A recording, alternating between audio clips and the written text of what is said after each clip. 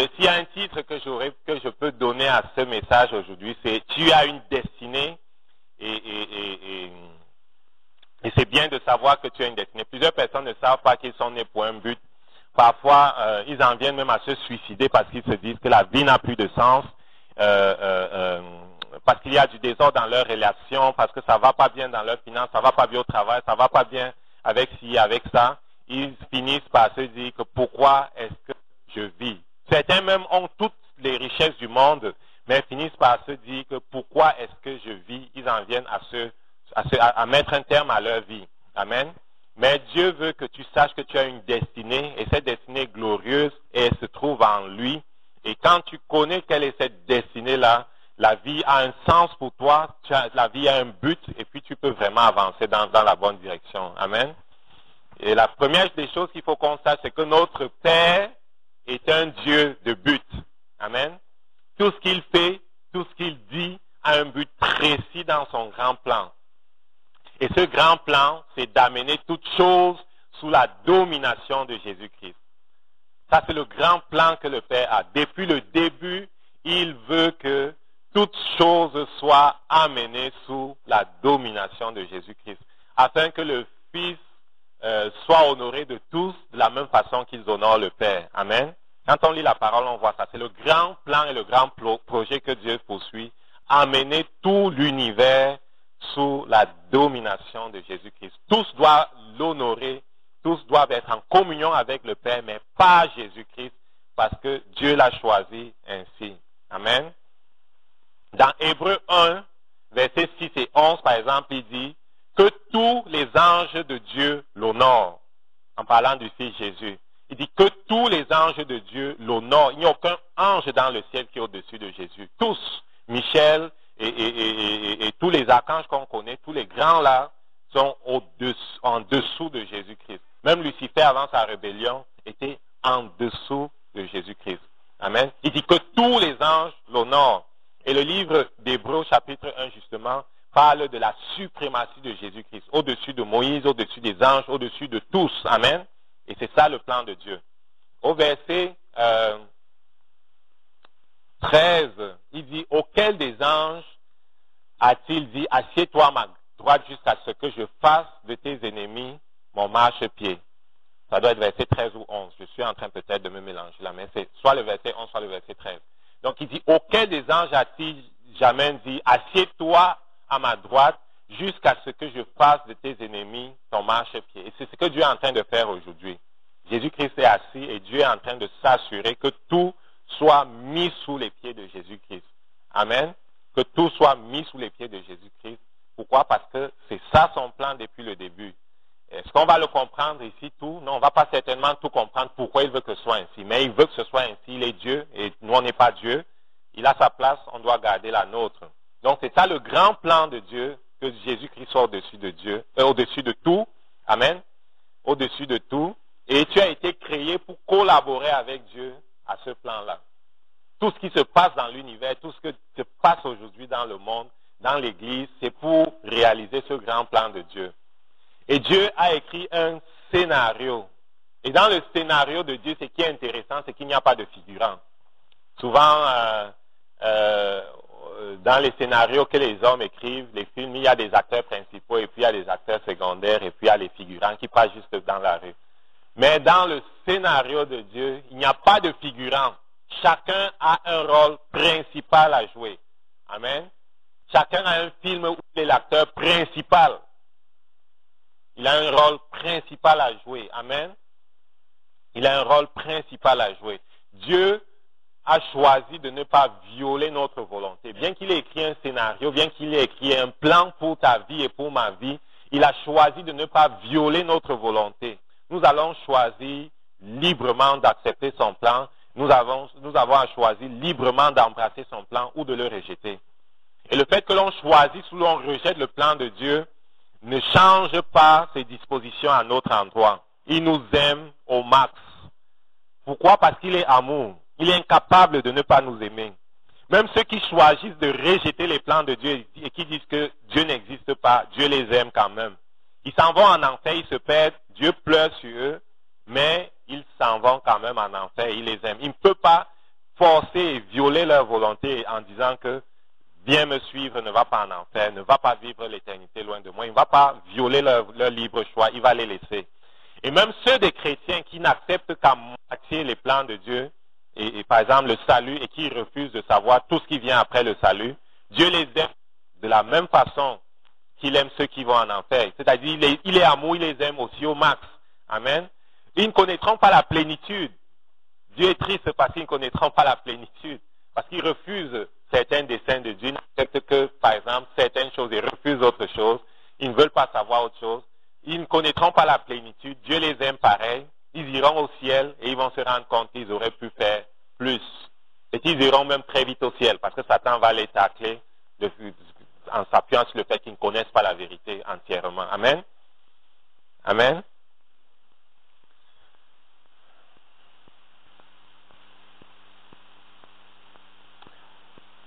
Parce que Dieu connaît toutes choses dès le début.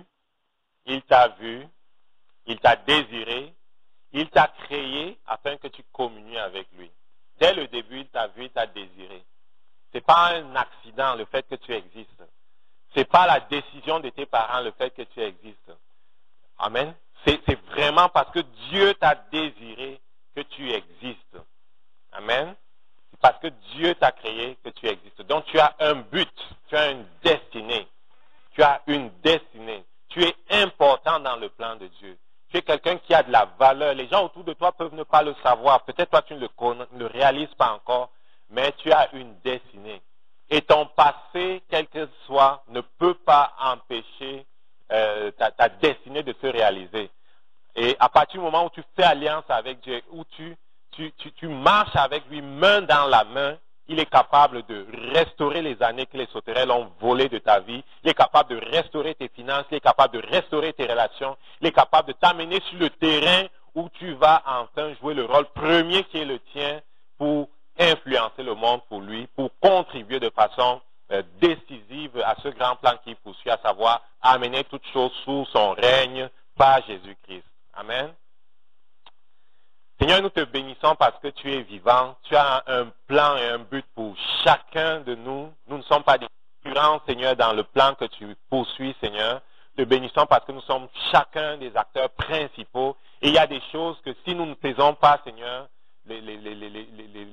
personne ne pourra le faire. Il y a des personnes à qui si nous ne parlons pas, personne ne pourra, Seigneur, les influencer. Nous te bénissons parce que tu as fait de chacun de nous, Seigneur, un élément important dans ce que tu fais. Nous te bénissons aussi parce que tu ne violes pas notre libre choix. Tu nous laisses libres, Seigneur, de te choisir. Tu es vraiment amour. Et nous prions, Seigneur, que ce message aujourd'hui nous donne de saisir ce que nous avons à faire pour nous disposer afin que ta volonté s'accomplisse dans nos vies et que Jésus-Christ soit honoré par notre vie, Seigneur. Nous te bénissons parce que tu es au milieu de nous. Amen. Parce qu'il connaît toutes choses dès le début, disais-je, Dieu t'a vu, il t'a désiré, il t'a créé afin que tu communies avec lui. On peut voir dans Jérémie 1, verset 4 à 5, lorsqu'il appelle Jérémie, il lui dit ceci, l'Éternel m'adressa la parole en ces termes. Verset 5, avant de t'avoir formé dans le sein de ta mère, je t'ai choisi. Avant ta naissance, je t'ai consacré, je t'ai établi prophète pour les nations. Est-ce qu'on voit ça? Il dit, avant de t'avoir formé dans le sein de ta mère, je t'ai choisi. Et avant ta naissance, je t'ai consacré, je t'ai établi prophète des nations. Une petite parenthèse pour ceux qui sont les partisans de abortion, comment on dit ça en français, de l'avortement.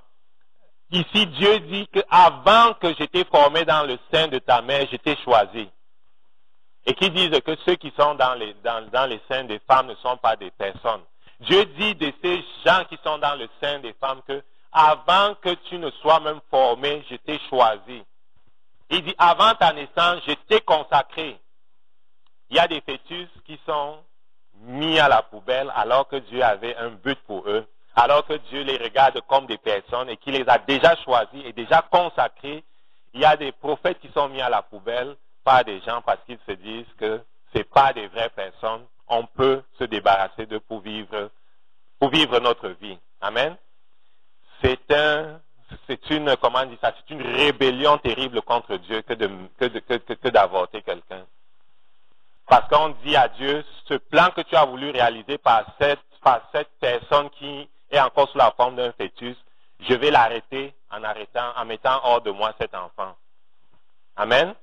Je vais fermer cette parenthèse, c'est pas le but c'est pas le but de notre message, mais quand même, ce verset est un verset qui parle contre ceux qui, en tout cas, qui est comme, comment dire ça, que l'on peut mettre en avant pour supporter l'importance de garder les enfants jusqu'à ce qu'ils soient complètement formés. Pourquoi? Parce que l'homme n'est pas fait de chair. L'homme est un esprit.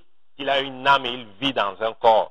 Et lorsque la fécondation se passe, l'esprit qui existait déjà, Dieu le met dans ce fœtus-là et il est en train de se développer. Mais il existe déjà dans le cœur de Dieu. Amen. Il dit donc, avant de t'avoir formé dans le sein de ta mère, je t'ai choisi. Amen. Il t'a choisi, il t'a vu, il t'a choisi. Avant ta naissance, je t'ai consacré. Il t'a mis à part et il t'a établi prophète. Il t'a établi prêtre. Pour nous tous qui sommes chrétiens, on est, selon 1 Pierre 2, 9 à 10, on est des prêtres et des sacrificateurs. Qu'est-ce que cela veut dire? Cela veut dire qu'on est tous chrétiens, des gens qui nous avons la capacité, le privilège de nous tenir devant Dieu pour intercéder en faveur des autres. C'est ça que le prêtre fait. Le prêtre, il se tient devant Dieu et il fait ministère en faveur du peuple. Nous sommes tous des prêtres. On est appelés à faire ministère devant Dieu pour nos enfants, appelés à faire ministère devant Dieu pour nos frères et sœurs, appelés à faire ministère devant Dieu pour les gens que Dieu met dans notre vie. Amen. C'est ça le rôle de prêtre. On est appelé à prier pour ceux qui sont dans notre entourage, sous notre influence, dans notre zone d'influence que Dieu nous a donnée. Amen. Et chacun de nous a une zone d'influence. C'est pour ça qu'on est tous en tant que chrétiens des prêtres. Amen. De la même façon qu'on est tous en tant que chrétiens des ministres de la réconciliation. L'autre chose qu'il nous a donné de faire, c'est on est des sacrificateurs. Qu'est-ce que cela veut dire dans 1 Pierre 2, versets 9 à 10? Cela veut dire qu'on est des gens qui sont appelés à élever le nom de Dieu et à l'adorer. C'est ça le sacrificateur. Élever le nom de Dieu et puis à l'adorer. Amen. Donc il y a d'autres choses plus spécifiques que Dieu nous appelle à faire. Et c'est chacun de nous qui, dans la présence de Dieu, doit chercher à connaître c'est quoi. Amen. Donc tu es appelé, tu es consacré pour faire quelque chose de précis dans les trois que j'ai cités tantôt. Romains 8, verset 28 à 30 dit, nous savons en outre que Dieu fait concourir toutes choses au bien de ceux qu'il aime, de ceux qui ont été appelés conformément au plan divin. Verset 29, en effet, ceux que Dieu a connus d'avance, il les a aussi destinés d'avance à devenir conformes à l'image de son Fils, afin que celui-ci soit l'aîné de nombreux frères. Ceux qu'il a ainsi destinés, il les a aussi appelés à lui. Ceux qu'il a ainsi appelés, il les a aussi déclarés justes. Ceux qu'il a déclarés justes, il les a conduits à la gloire. Ça, c'est la version Bible du Semeur. Amen. Donc, Dieu te connaissait à l'avance et il t'a appelé. Il t'a appelé à faire quoi? À devenir conforme à l'image de son Fils. Dieu t'a appelé à devenir conforme à l'image de son Fils, afin que celui-ci soit l'aîné de nombreux frères. Amen. Jésus-Christ est ton frère. Jésus-Christ est ton grand frère si tu es né de nouveau. Amen. C'est important de le savoir. Éphésiens 1, versets 3 à 6 dit, loué soit Dieu, le Père de notre Seigneur Jésus, car il nous a comblés de bénédictions de l'Esprit dans le monde céleste, qui toutes sont en Christ. En lui, bien avant de poser les fondations du monde, il nous avait choisis pour que nous soyons saints et sans reproche devant lui. Puisqu'il nous a aimés, il nous a destinés d'avance à être ses enfants qu'il voulait adopter par Jésus-Christ. Voilà ce que dans sa bonté, il a voulu pour nous, afin que nous célébrions la gloire de sa grâce qu'il nous a accordée en son Fils bien-aimé. Amen. Donc, tous ces versets-là disent quoi? Tous ces versets-là disent que Dieu t'a voulu Dieu t'a désiré. Et pourquoi? Pour que tu sois son fils. Et être son fils veut dire quoi? Être son fils veut dire être le frère de Jésus. Cela veut dire? Cela veut dire que dans l'esprit, être conforme à Jésus-Christ, mais aussi dans la pratique, cela veut dire être conforme à Jésus-Christ. Amen. Quand on regarde le terme destiné le terme destiné, il désigne tous les plans que Dieu a concernant notre vie. Et ce sont des choses qui ont été établies à l'avance. Mais comme je disais tantôt, il ne nous force pas. Il ne les force pas sur nous. Amen. À moins qu'un individu n'embrasse les plans de Dieu pour sa vie, ceux-ci resteront sans effet, stériles, inopérants. Ils ne peuvent violer notre liberté. Pour ce qui est de la destinée, plusieurs personnes ne se sentent pas concernées par les promesses de Dieu. Plusieurs ne se sentent pas concernés par les promesses du Père. Au regard de l'expérience actuelle, ce que Dieu promet est comme trop beau, c'est comme inaccessible. J'en veux pour exemple Sarah qui, dans Genèse 18, lorsque Dieu disait à Abraham avait 99 ans, que l'année prochaine, à cette même période, quand je passerai par ici, ta femme aura un enfant. Elle qui était à côté, qui a écouté, elle s'est mise à rire. Amen. Elle s'est mise à rire, pourquoi? Parce que c'était trop beau. Elle s'est mise à rire, pourquoi? Parce que dans le naturel, c'était impossible. Elle s'est mise à rire, pourquoi? Parce qu'elle se disait qu'elle avait passé l'âge et que c'était impossible. Il y a plusieurs aussi parmi nous que lorsqu'ils regardent une promesse du Père, ils disent, ça c'est pour les jeunes là. Parce que moi, je suis déjà, j'ai déjà passé l'âge. J'ai déjà passé l'âge de ci, de ça, de ça, de ça. Et ce n'est plus pour moi, c'est pour les autres. Amen. De la même façon que Dieu a repris Sarah, Dieu veut que tu te répandes de dire que tu as passé l'âge de ci et de ça et que ses promesses et les paroles qu'il a pour toi, que tu dises que ce n'est pas pour toi pour toutes sortes de raisons. Amen. Il dit, y a-t-il une chose qui soit étonnante de la part de l'Éternel? Genèse 18, verset 14. Y a-t-il une chose qui soit étonnante? Y a-t-il quelque chose qui soit impossible à faire? Amen. Est-ce qu'il y a quelque chose qui est impossible à faire à Dieu? Il n'y a rien. Amen. Donc, dire que une promesse n'est pas possible, c'est comme méconnaître le fait que Dieu est capable de tout faire. Amen. Il est capable de ressusciter les morts, il est capable de tout faire. Il est capable de donner un mari à celui qui n'a pas, de faire qu'une femme à qui les médecins ont enlevé même son utérus, il est capable de faire que cette femme-là accouche. Il est capable de remplacer les utérus enlevés. Amen. Donc, quand bien même on aurait enlevé par opération ci ou ça sur toi, Dieu est capable de te remettre ces choses-là. Amen. C'est pour ça qu'on doit lui faire confiance parce qu'il n'y a rien qui soit étonnant de sa part. Amen. Il est le Dieu des miracles. Et le Saint-Esprit dit, Dieu n'est pas un homme pour mentir, ni un humain pour se repentir. A-t-il jamais parlé sans qu'il tienne parole? Et n'accomplira-t-il pas ce qu'il a déclaré? Ça, c'est Nombre 23, verset 19. Le Saint-Esprit nous invite à ajouter la foi à ce que Dieu dit. Le Saint-Esprit nous invite vraiment à faire confiance à Dieu. Pourquoi il dit?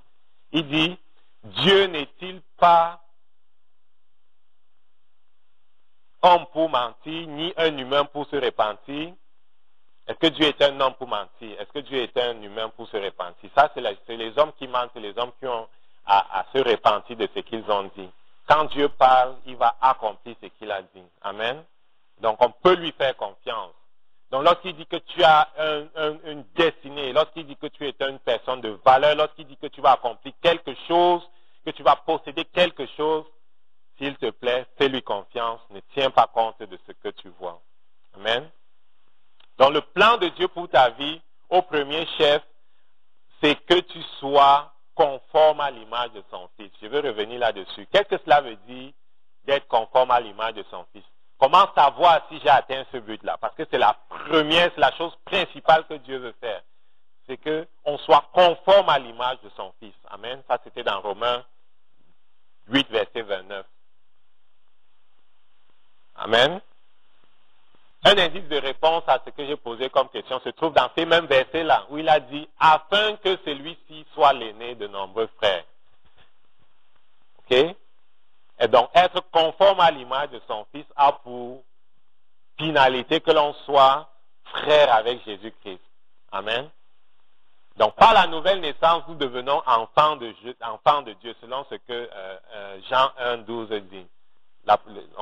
Lorsqu'on reçoit Jésus-Christ, on reçoit le pouvoir de devenir enfant de Dieu. Amen.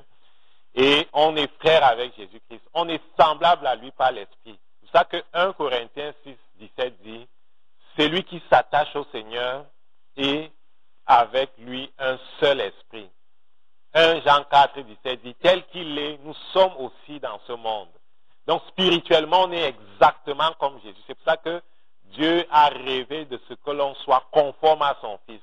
Et en esprit, on est conforme à Jésus-Christ. On l'a déjà dit aujourd'hui. C'est bien de le redire et de savoir que dans l'esprit, tu es conforme à Jésus-Christ. Amen. Jésus-Christ, c'est la copie originale. On a été comme fait à partir de Jésus-Christ dans notre esprit. Amen. Galates 2, 20 dit, j'ai été crucifié avec Christ. Si je vis, ce n'est plus moi qui vis, c'est Christ qui vit en moi. Si je vis maintenant dans la chair, je vis dans la foi au Fils de Dieu qui m'a aimé, qui s'est livré lui-même pour moi. Amen. Donc, et Paul, lorsqu'il disait ça, il n'était pas en train de dire ça au soir de sa vie. Ce n'est pas parce qu'il avait marché dans l'obéissance et qu'il était devenu et qu'il était parvenu au niveau où il était capable de dire ça. Mais c'est quelque chose que chaque chrétien né de nouveau doit dire, parce que c'est la vérité. Parce que lorsque tu es né de nouveau, ce n'est plus toi qui vis dans ton esprit, mais c'est Christ qui est dans ton esprit. Amen.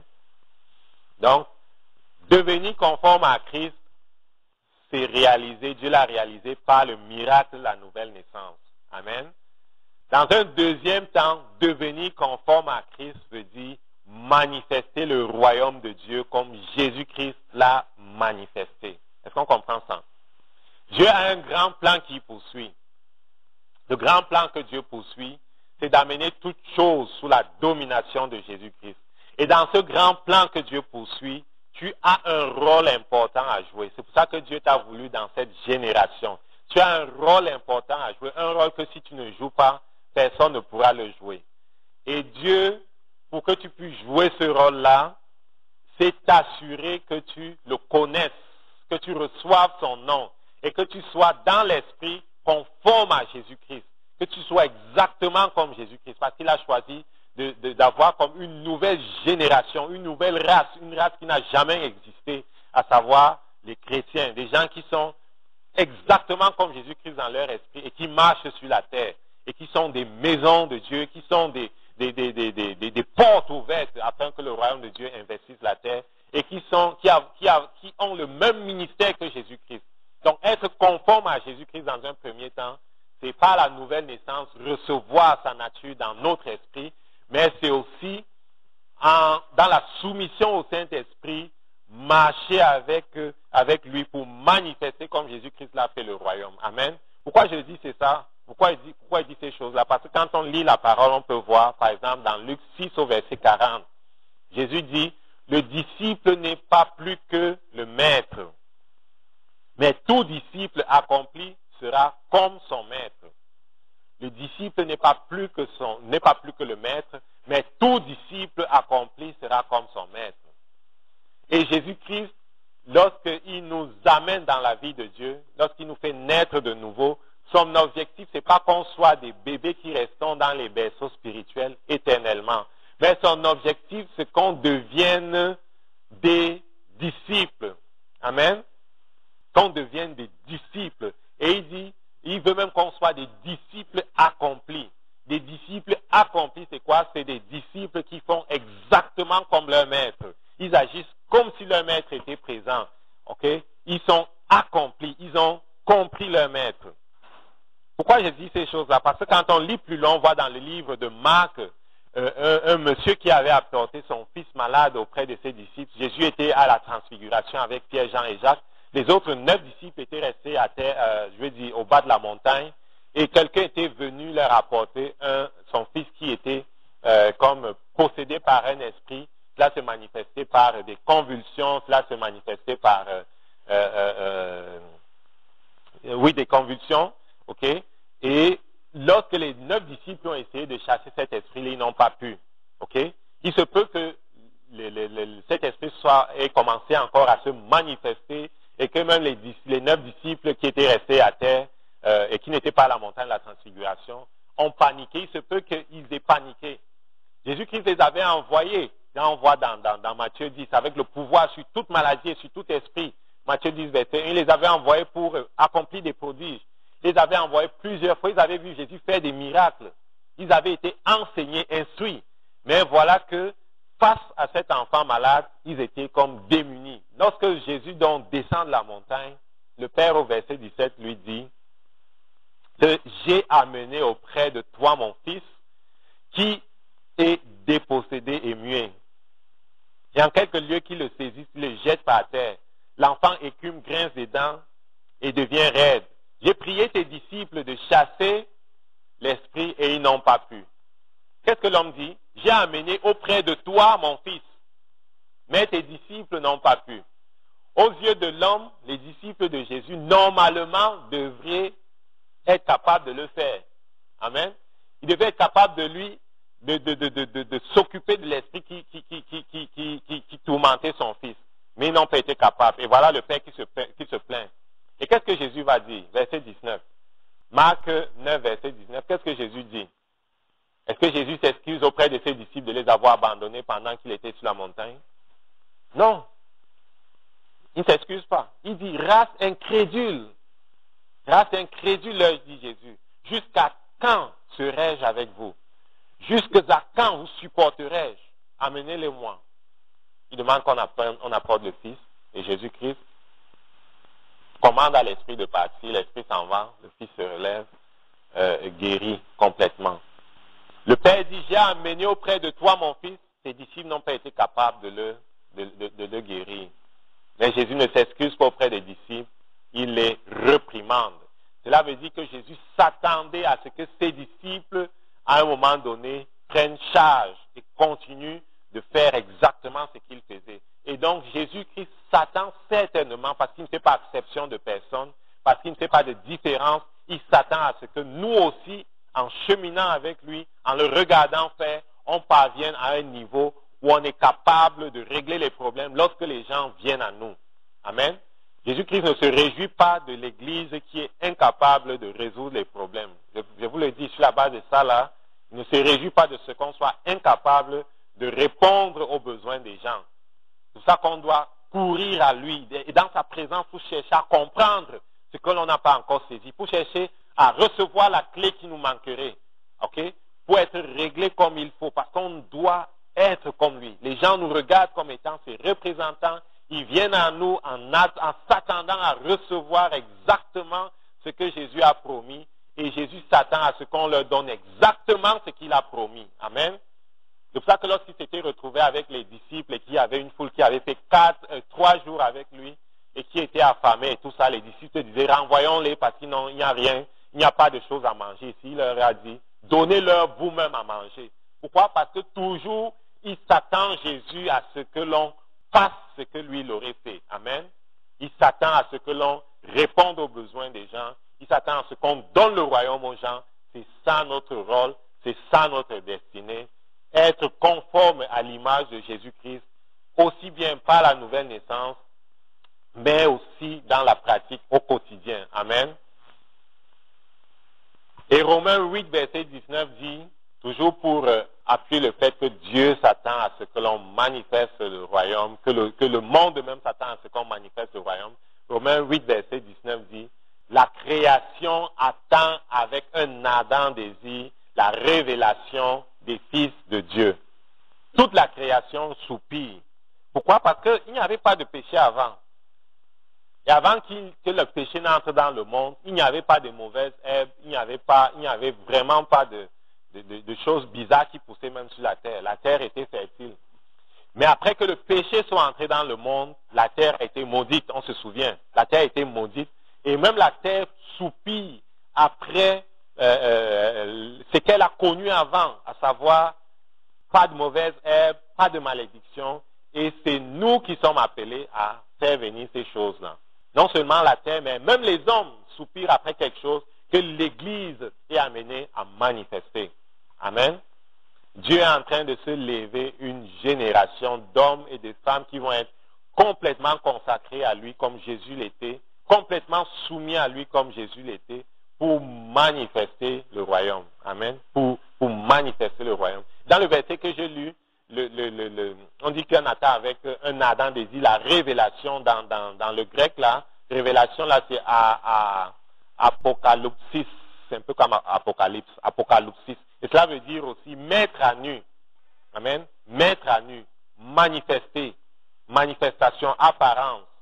Donc, la terre attend que soient manifestés les fils de Dieu. C'est-à-dire toi et moi, parvenus à la connaissance des choses de Dieu, à la maîtrise des choses de Dieu. Et cela ne va pas arriver si l'on ne se soumet pas à Dieu, si l'on ne vient pas vers lui continuellement pour chercher à saisir ces choses-là. Sinon, ça ne va pas arriver si on ne croit même pas que c'est possible. Amen. Tellement on n'a pas vu de bons exemples qu'on croit que la parole de Dieu n'est pas la vérité. Mais la parole de Dieu est la vérité. Chacune des choses qu'il a écrites est vraie et il l'a déjà accompli par Jésus. On a besoin de comprendre comment ça fonctionne. On a besoin de se soumettre à son esprit. On a besoin vraiment de parvenir à un niveau où il pourra nous utiliser sans entrave ni dans notre âme, ni dans notre corps pour manifester sa gloire. Amen.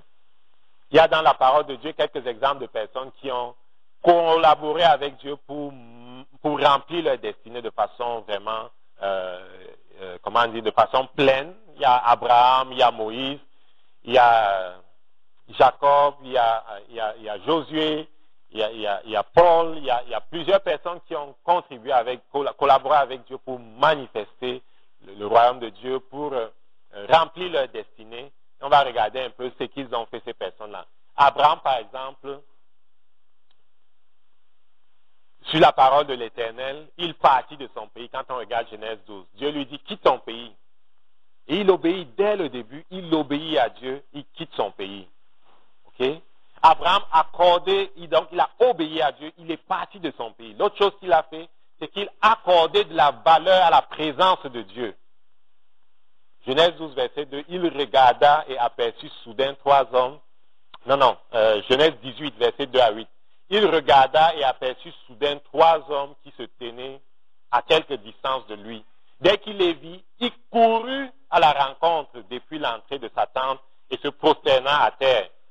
Il dit, mes seigneurs, leur dit-il, faites-moi la faveur de ne pas passer près de chez moi, près de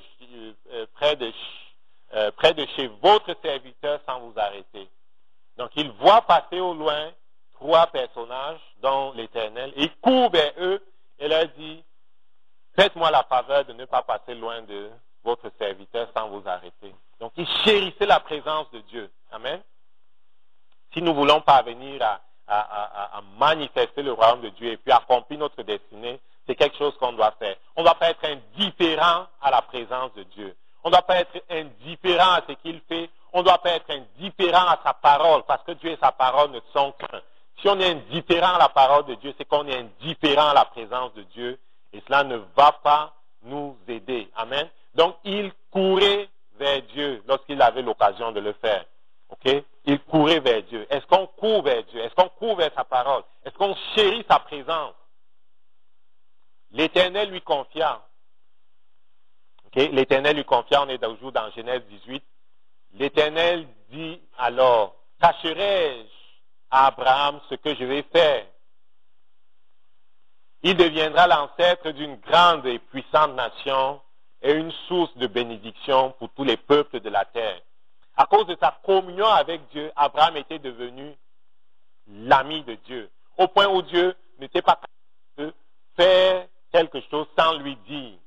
Si on veut accomplir de façon efficace notre destinée, on doit chérir la présence de Dieu. Et cela va nous amener dans un endroit où on sera plus simplement un serviteur de Dieu. On sera un fils. Et le fils entre dans la présence de Dieu. Le fils chérit la présence du Père. On sera plus qu'un fils. On sera un fils, on sera aussi un ami.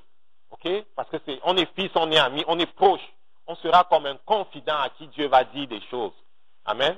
Et ceux qui sont proches de Dieu, Dieu leur dit des choses. Amen. Dieu leur dit ce qui se passe dans la nation. Dieu leur dit ce qui se passe dans leur famille. Dieu est capable de leur dire des choses. Amen. Pourquoi? Parce qu'ils aiment la présence de Dieu. Donc ça doit être notre objectif. On doit courir lorsqu'il y a des opportunités d'être dans la présence de Dieu. On doit chérir sa présence. Pourquoi? Parce qu'on veut développer cette intimité qui va nous amener sur le terrain où on sera amis de Dieu et il va nous dire ce qu'il est en train de faire.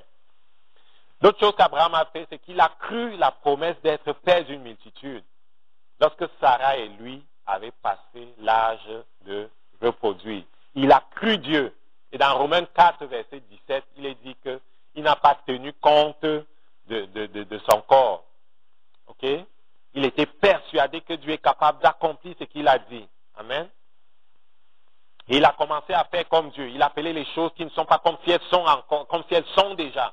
Et ce que nous devons faire si nous voulons accomplir notre destinée, si nous voulons saisir et accomplir notre destinée, on doit apprendre à faire exactement comme Dieu. Pourquoi? Parce que c'est ce que Jésus-Christ faisait.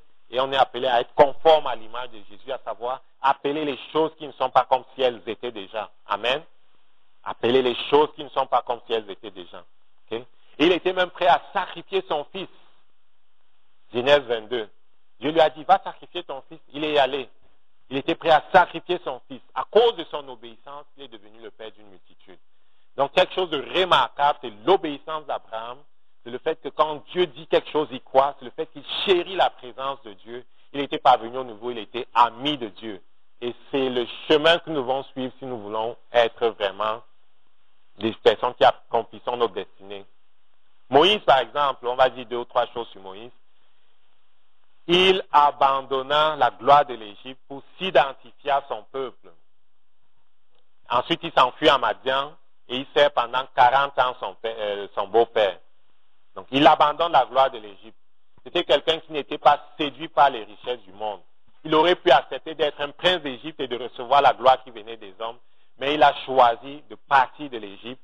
Il a choisi d'abandonner tout ce qu'il avait appris. Il avait été enseigné et instruit dans la culture et puis les connaissances de ce que l'Égypte avait, que ce soit les mathématiques et toutes ces choses-là, les mystères de l'Égypte. Il avait été enseigné comme un prince d'Égypte, mais il a abandonné ces choses, il s'en est allé. Pourquoi? Parce qu'il savait que Dieu avait fait une promesse à son peuple et il ne voulait pas être du mauvais côté. Amen. Et lorsque Dieu le rencontre dans Exode 3, il accepte, c'est vrai qu'il a discuté au début, mais finalement, il accepte la mission que Dieu lui a confiée. Il a beaucoup discuté au début, mais il a accepté la mission que Dieu lui a confiée, il s'est soumis à Dieu, il est parti. Amen. Ça doit être la même chose pour nous. Au début, on peut être gêné et bousculé avec ce que Dieu nous demande de faire, mais c'est important qu'on finisse par obéir. Amen. C'est très important qu'on se soumette. Amen. Qu'on ne laisse pas notre âme nous dérouter, mais qu'on se soumette et qu'on dit à notre âme, tu te tais, je vais croire mon Dieu, je vais me soumettre à lui, même si cela me coûte ci et ci et ci. Il vaut mieux obéir plutôt que de faire autrement. Amen. L'autre chose, c'est qu'il valorisait la présence de Dieu. Comme Abraham, il valorisait la présence de Dieu. On a vu qu'Abraham a couru vers ces 3 personnages qu'il a vus. Moïse aussi valorisait la présence de Dieu. Dans Exode 33, à partir du verset 11a, on dit que l'Éternel s'entretenait avec Moïse directement comme un homme parle avec son ami. Ça, c'est quelque chose. Il parlait avec Moïse face à face comme ça. Okay? Il parlait avec Dieu face à face. Et au verset 13, Moïse dit à l'Éternel, si j'ai réellement obtenu ta faveur, veuille me révéler tes intentions, fais-toi connaître à moi. Alors j'aurai vraiment ta faveur. Et puis considère aussi que cette nation-là, c'est ton peuple. Amen. Il dit au verset 13, je vais citer dans une autre version, si j'ai trouvé grâce à tes yeux, fais-moi connaître tes voies, afin que je trouve encore plus grâce à tes yeux. C'est un peu ce qu'il dit. Ouais, il parle face à face avec Dieu, mais il dit encore, fais-moi connaître tes voies. Et donc, on ne doit jamais arriver à un niveau où on est satisfait. On doit toujours, comme Moïse dit, Seigneur, fais-moi connaître tes voies. Fais-moi connaître plus. Fais-moi connaître plus. Fais-moi voir plus de choses. Amen. On ne doit pas être satisfait, mais on doit désirer comme Moïse.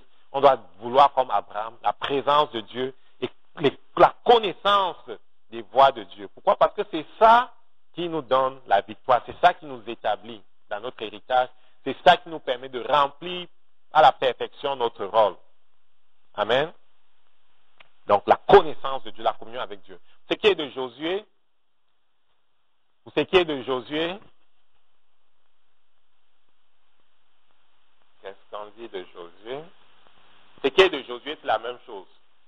Josué, toujours dans le livre d'Exode, on le montre comme étant quelqu'un qui ne quittait pas la tente d'assignation. Moïse entrait et parlait avec Dieu, Moïse ressortait, et le petit Josué était toujours là-dedans. Il ne sortait jamais. Parce qu'il avait vu qu'il y avait quelque chose sur cette arche de l'alliance-là. La présence de Dieu venait là-dessus tout le temps que Moïse entrait. Et Josué aimait ça. Il ne sortait pas de ce lieu-là. Moïse pouvait sortir, aller parler au peuple, mais Josué restait là-dedans. Et on a vu ce que ça a fait à Josué, d'être continuellement dans la présence de Dieu. Ça a fait de lui un homme, un bon leader, ça a fait de lui un bon guerrier, ça a fait de lui quelqu'un qui a été capable de prendre le relais après que Moïse soit parti. Amen. Donc, tout ce qu'on a lu, que ce soit de Moïse, que ce soit d'Abraham, que ce soit de Josué, montre que c'est important l'obéissance, c'est important la présence de Dieu. Et si nous voulons entrer dans nos destinées, ce sont des choses auxquelles on doit s'attacher. Amen. Amen. La volonté de Dieu, vraiment, c'est que l'on comprenne qu'on est créé pour un but. On n'est pas le fruit du hasard.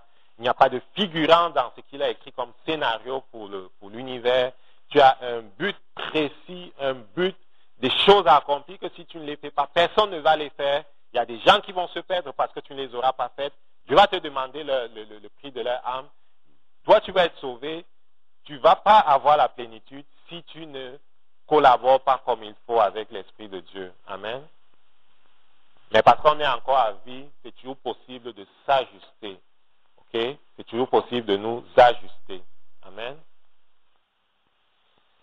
Quelques étapes vers notre destinée ou des points importants à connaître, des points importants sur lesquels il faut qu'on ait en l'esprit tout le temps, c'est de reconnaître ce que Dieu dit. Dieu dit que tu as une destinée. Les gens autour de toi peuvent dire que tu n'as pas de prix, tu n'as pas de valeur, tu es ci, tu es ça, tu n'as jamais rien fait dans la vie, tu ne feras jamais rien et tout et tout et tout. Ils peuvent dire tout ça de toi. Tu as le choix de les croire ou tu as le choix de croire Dieu. Dieu dit que tu as de la valeur, Dieu dit que tu as un prix, Dieu dit que en la fondation du monde, il te connaissait, il t'a appelé pendant que tu étais dans le sein de ta maman, il t'a consacré, il t'a mis à part, ok? Et Satan a voulu te détruire, Satan a voulu faire ci et ça de toi, mais lui, il a un plan pour ta vie, tu as le choix de le croire ou tu as le choix de croire les autres. Je t'encourage à croire Dieu et à venir vers lui pour connaître en détail ce qu'il veut faire de toi. Donc tu dois rechercher sa présence, c'est la deuxième chose qui est importante à faire. Rechercher continuellement sa présence. Pourquoi? C'est dans sa présence que tu auras les détails de ta destinée. C'est dans sa présence que tu connaîtras en détail ce que tu es appelé à faire. C'est dans sa présence que tu connaîtras même les étapes. C'est dans sa présence que tu seras ressourcé lorsque le chemin sera difficile. C'est dans sa présence que tu auras l'assurance que tu dois continuer ce que tu es en train de faire. C'est dans sa présence que tu recevras les révélations concernant les choses qui se passent autour de toi. Amen. Amen. C'est dans sa présence que tu auras ces choses-là. C'est pour ça que tu dois rechercher sa présence.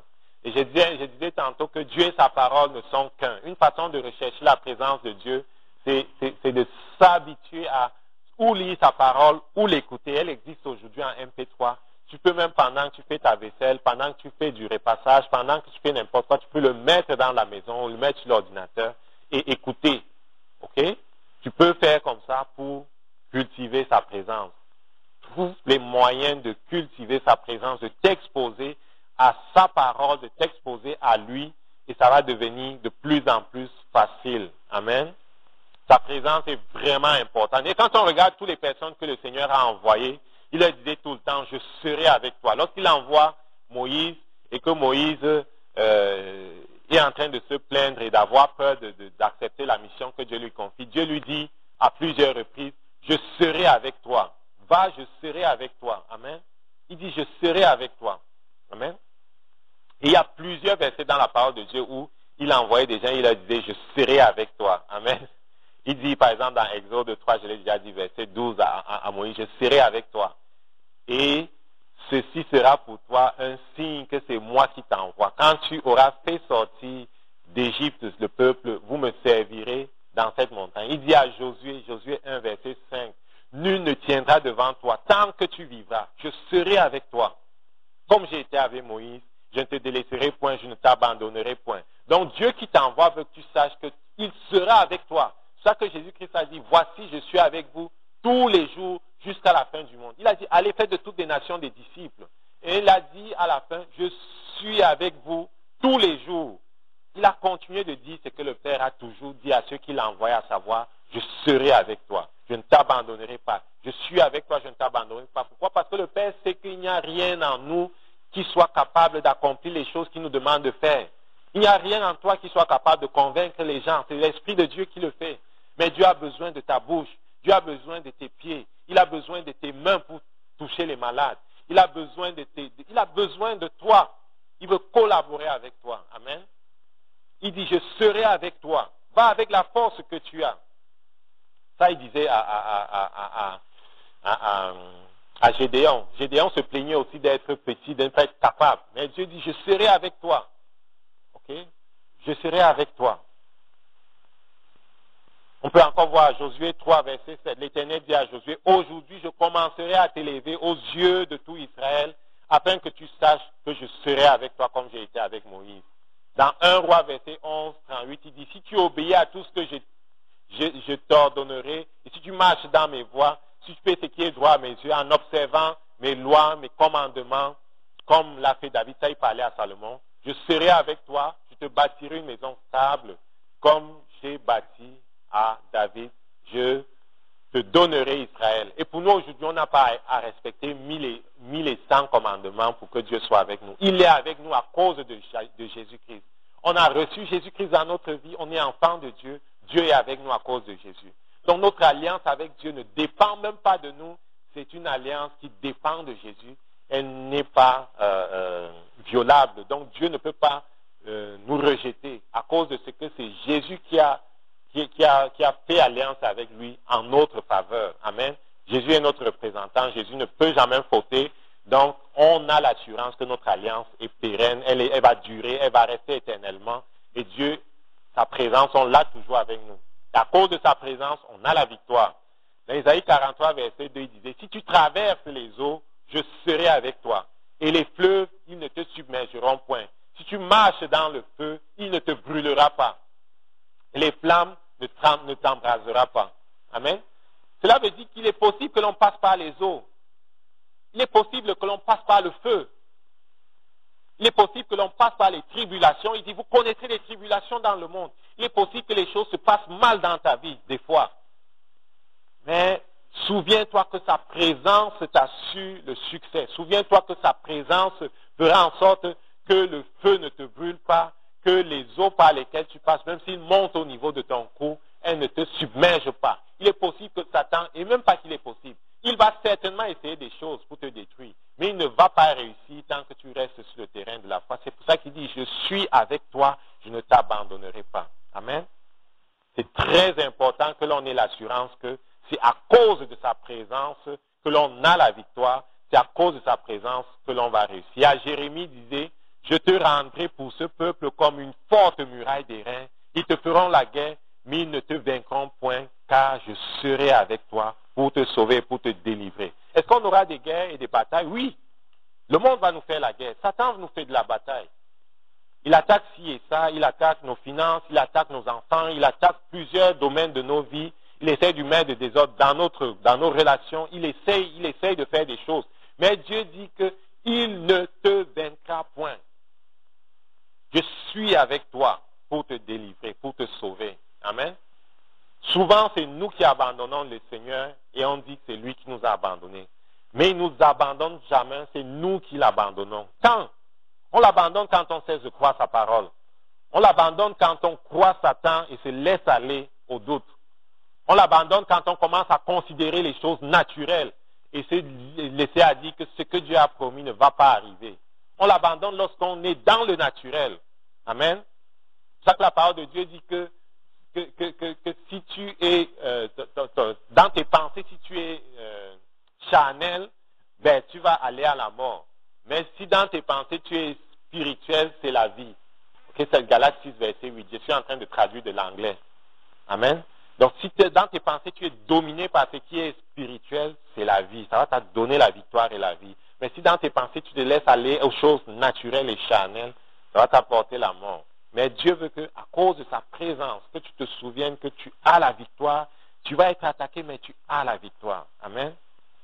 Et c'est très important, l'autre chose, de pratiquer la parole. Donc, je vais résumer. Reconnaître que Dieu a une destinée pour nos vies. Amen. Il nous a donné son esprit pour qu'on marche avec son esprit pour réaliser cette destinée-là. Amen. Et cultiver la présence de Dieu en écoutant sa parole, en la lisant, en la chérissant, comme Abraham, comme Moïse, comme Josué, comme tous les autres. Aucun d'eux n'est parvenu à faire quoi que ce soit en dehors de la présence de Dieu. Et cela ne va pas être différent pour nous. Donc, transformer nos pensées, nous caler sur la parole de Dieu et la mettre en pratique. La mettre en pratique. Abraham était obéissant. On doit travailler à être obéissant. La mettre en pratique. Parce que c'est la pratique de la parole de Dieu qui nous permet de la maîtriser, de la posséder et de déclencher sa puissance dans nos vies. Amen. Donc tu as une destinée et c'est avec le Saint-Esprit, par la grâce de Dieu, que tu vas la réaliser dans sa présence. Amen. Nous allons prier. Seigneur, nous te bénissons parce que tu nous as créés pour un but. Tu nous as créés pour un but. Et nous avons du prix à tes yeux dans le grand plan, Seigneur, que tu as pour que toute chose soit amenée sous la domination de Jésus. Nous avons un rôle à jouer, un rôle que personne d'autre ne peut jouer. Te bénissons parce que nous sommes uniques, Seigneur. Nous sommes vraiment uniques, chacun de nous. Nous avons chacun de nous une place devant toi, Seigneur. Et nous te bénissons parce que tu es avec nous. Ta présence est notre victoire. Ta présence est notre paix. Ta présence, Seigneur, c'est notre joie. Nous te bénissons pour ta parole. Nous te bénissons, Seigneur, pour la semaine qui recommence, pour les opportunités que tu vas nous donner, Seigneur, de faire le ministère de réconciliation, de faire notre ministère, Seigneur, de prêtre, de sacrificateur, pour les occasions que tu vas nous donner, Seigneur, de collaborer avec toi, afin que ton règne vienne sur la terre comme au ciel. Nous te bénissons, Père, même pour nos frères et sœurs qui n'étaient pas là, nous proclamons ton règne sur leur vie, ta domination, Seigneur. Et nous te bénissons pour les occasions que tu nous donnes de nous retrouver. Que ton nom soit sanctifié. Amen.